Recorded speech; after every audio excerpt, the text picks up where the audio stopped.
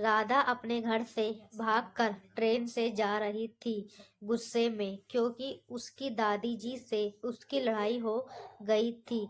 उसकी दादी जी उसको बाहर आने जाने से टोकती रहती थी।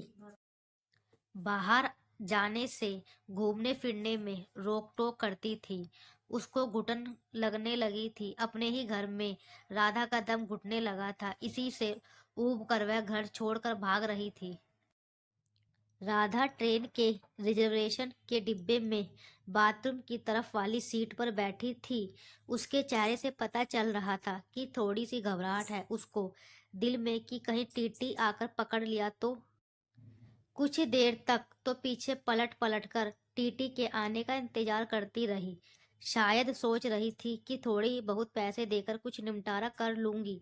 देखकर यही लग रहा था कि जनरल डिब्बे में चढ़ नहीं पाई, इसीलिए इसमें आकर बैठ गई। डर कर एक कोने में छिपी बैठी थी। शायद ज्यादा लंबा सफर भी नहीं करना चाहती थी। वो सामान के नाम पर उसकी गोद में रखा एक छोटा सा बस्ता ही था।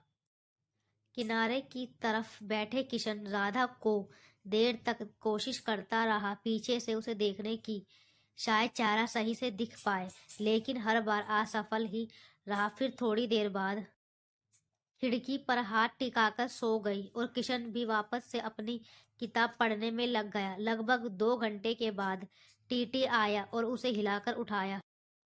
राधा की उम्र लगभग 20 वर्ष की रही होगी। कहाँ जाना है बेटा? अंकल, बहुत दूर तक, दिल्ली तक जाना है। टिकट है? दिखाओ। नहीं अंकल, जनरल का है, लेकिन मैं वहां चढ़ नहीं पाई, इसीलिए इसमें बैठ गई। अच्छा, तो 1,000 रुपये का पेनल्टी बनेगा।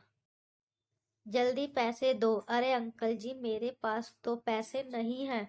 बहुत ढूंढने के बाद ये 500 रुपये ही हैं। तो गलत बात है बेटा, पेनल्टी तो भरनी पड़ेगी। राधा रोते हुए, सॉरी अंकल जी, मैं अगले स्टेशन पर जनरल डिब्बे में चली जाऊंगी। मेरे पास सच में पैसे नहीं हैं।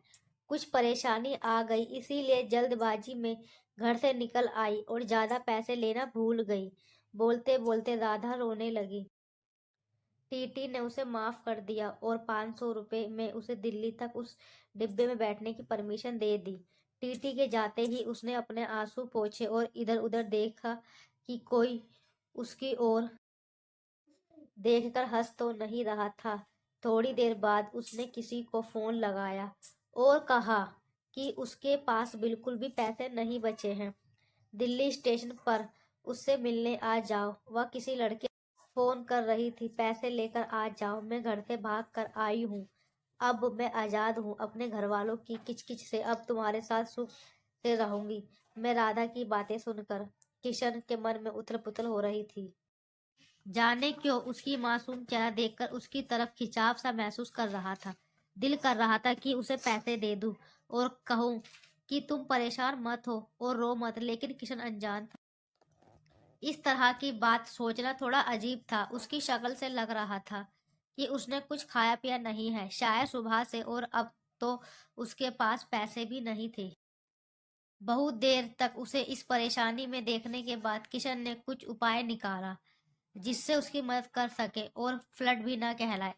फिर मैं एक पेपर पर नोट बहुत देर से तुम्हें परेशान होता हुआ देख रहा था। जानता हूँ एक अनजान आदमी हूँ, हम उम्र लड़के का इस तरह तुम्हें नोट भेजना अजीब भी होगा और शायद तुम्हारी नज़र में गलत भी, लेकिन तुम्हें इस तरह परेशान देखकर मुझे बेचैनी हो रही है, इसीलिए 5,000 रुपये दे रहा हूँ। तुम्हें कोई एहसान ना लगे इसलिए मेरा एड्रेस भी लिख रहा हूँ। जब तुम्हें सही लगे तो मेरे एड्रेस पर पैसे भिजवा सकती हो। वैसे मैं नहीं चाहूंगा कि तुम वापस करो। एक चाय वाले के हाथ उसे वह नोट देने को कहा और चाय वाले को मना किया कि उसे ना बताए कि वह नोट किशन ने उसे भेजा है। नोट मिलते ही उसने 2-3 बार पीछे पलट कर देखा कि कोई उसकी तरह देखता हुआ नजर आए तो उसे पता लग जाएगा कि किसने भेजा है। लेकिन किशन ने तो नोट भेजने के बाद मुंह पर चादर डालकर लेट गया। थोड़ी देर बाद चादर का कोना हटाकर देखा तो उसके चेहरे पर मुस्कुराहट थी। लगा जैसे कई सालों से इस एक मुस्कुराहट का इंतजार था। उसकी आंखों की चमक ने मेरा दिल उसके हाथों में जाकर थमा दिया।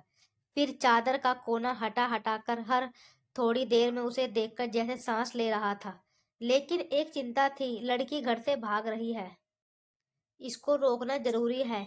राधा ट्रेन से उतरी और शायद उस लड़के को ढूंढ रही थी जिसके साथ भागने के लिए आई।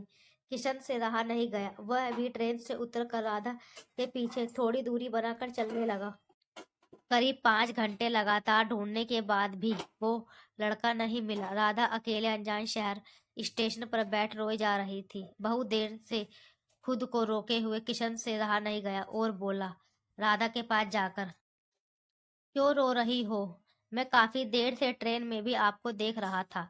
आपको कोई परेशानी है क्या? राधा रोते हुए बोली, मैं घर से भागकर आई हूँ। वह मुझे आजादी नहीं थी अपने तरीके से जीने की। किशन ने समझाते हुए बोला, आप घर से भागकर किसी लड़के से शादी करने वाली थी ना? राधा, हाँ, लेकिन वो आया नहीं। किशन ने बहुत समझाया। राधा को अपनी गलती पर पछतावा हो रहा था और वह एक छोटा सा नोट अपने हाथ से लिखकर किशन को दे दिया, वो उसको ट्रेन में रख दे। किशन से रहा नहीं गया, तुरंत उस खत को खोला। उस पर लिखा था, धन्यवाद मेरे अनजान हमसफर। आपको ये पैसे मैं जिंदगी भर नहीं भूलूंगी, और धन्यवाद जो अभी स्टेशन पर मिले थे, उनको भी मुझको अपना जैसा समझने के लिए। आज मैं अपने घर उनकी बेटी बनकर जाऊंगी। किशन उस दिन से राधा को भूल नहीं पा रहा था। उसका मन कह रहा था राधा जरूर खत भेजेगी। अब तो राधा, वो आंखें और वह मुस्कुराहट जैसे किशन के जीने की वजह बन। हर रोज पोस्टमैन से पूछता, शायद किसी दिन उसका कोई खत आ जाए। आज 2 साल बाद एक खत मिला। आपका कर्ज अदा करना चाहती हूँ, लेकिन खत के जरिए नहीं, आपसे मिलकर। नीचे मिलने की जगह का पता लिखा था और आखिरी में लिखा था, तुम्हारी अनजान हमसफर जो ट्रेन में मिली थी। किशन राधा से मिलने के लिए गया। जो पता राधा ने चिट्ठी में लिखा था, किशन राधा को देखकर आश्चर्यचकित हो गया। राधा किशन को धन्यवाद करने लगा और कहने लगी, तुम वही हो जो मुझे ट्रेन में मिले थे। किशन और राधा की बातें होने लगी। किशन ने राधा को बात ही बातों में अपने प्यार का इजहार किया और राधा मना नहीं कर पाई। चैनल पर पहली बार आए हैं तो हमारे चैनल को सब्सक्राइब जरूर कीजिए। ऐसे ही मज़ेदार कहानी देखने के लिए हमारे चैनल को लाइक शेयर जरूर कीजिए। और साथ में कमेंट बॉक्स में हमें ये भी बताइए कि आपको किस तरह की कहानी सुननी पसंद है।